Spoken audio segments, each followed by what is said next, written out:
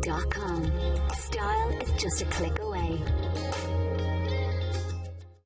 Now, it may only be autumn, but as usual, the fashionistas are months ahead of us, and the hottest trends for Spring-Summer 2016 grace the catwalks of London's Fashion Week. And to make sure you at home weren't left out, we got an Access All Areas pass to London Fashion Weekend, hosted by our very own Angela Scanlon at Saatchi Gallery in London. And here's how our fashion reporter, Ciara O'Doherty, got on.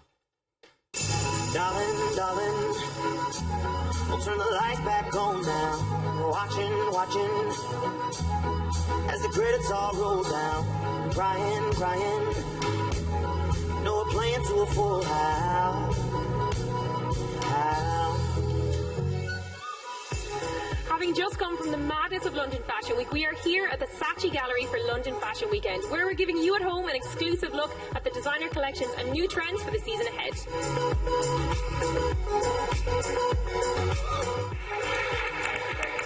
So Angela, of course we had to grab you, one of our very own. You are the host of London Fashion Weekend for, what is it, 6 seasons now? Well, yeah, I started doing talks and hosting the lounge, so basically industry talks with designers and with magazine editors, and then, yeah, I got bumped up to main stage. So this is my 4th season doing main stage, so it's an amazing event. I love it. It comes straight off the back of London Fashion Week and is chaotic and manic and brilliant, and I think people really, really enjoy it. They really get into the spirit of it. How deep is your love?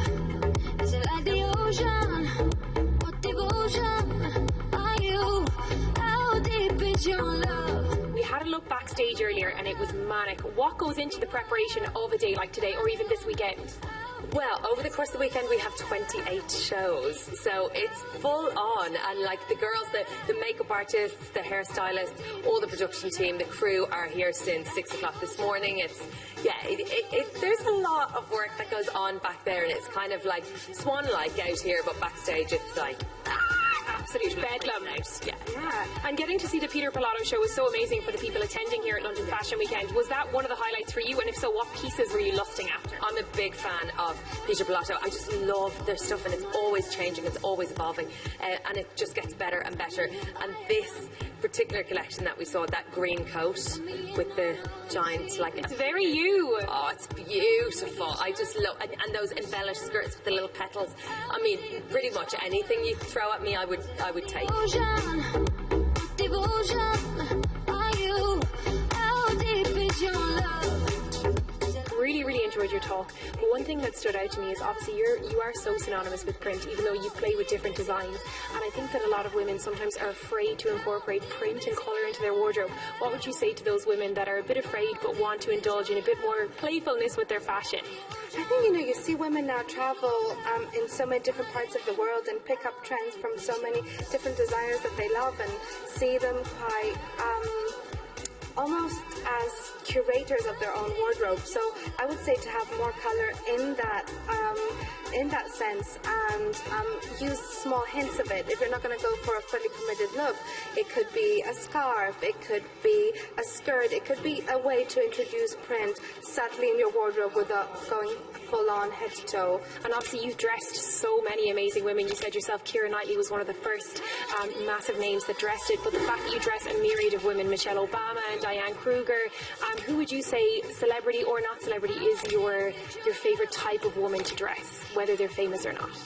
It's so difficult to say. You kind of want to see really empowered, confident women wearing your clothes, and